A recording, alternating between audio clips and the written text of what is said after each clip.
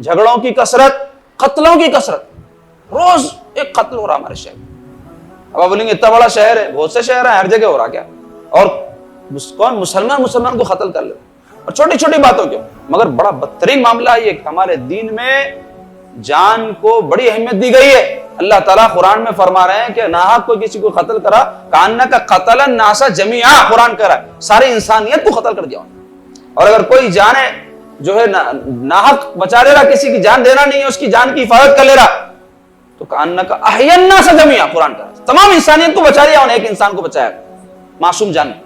ये तालीम है दीन की।